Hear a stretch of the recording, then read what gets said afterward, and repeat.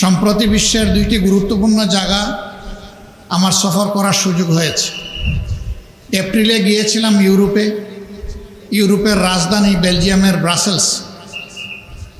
সেখানে বিভিন্ন দেশ, ইউরোপিয়ান কমিশন এবং ইউরোপিয়ান ইউনিয়নের যারা দায়িত্বশীল ব্যক্তিবর্গ তাদের সাথে আমাদের বসার সুযোগ হয়েছে।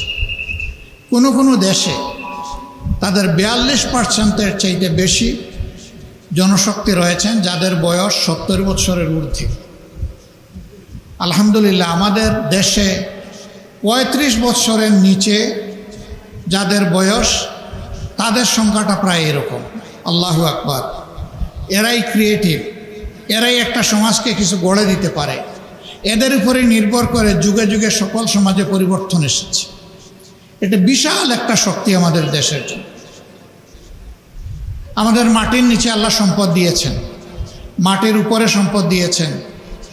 আমাদের পানি জলসীমার ভিতরে সমুদ্রে নদীতে আল্লাহ সম্পদ দিয়েছেন, সমুদ্রের তলায় আল্লাহ সম্পদ দিয়েছে। কিন্তু এত সম্পদ থাকা সত্ত্বেও আমরা কেন আমাদের স্বপ্নের বাংলাদেশটা গড়তে পারলাম না? কেন একটি ইনসাফ ভিত্তিক সমাজ গত 54 বছরে আমরা পেলাম না? উত্তর একটাই, একটা সম্পদের অভাবের কারণে আমরা এটা পারিনি। এটি হচ্ছে চরিত্রিক সম্পদের অভাব।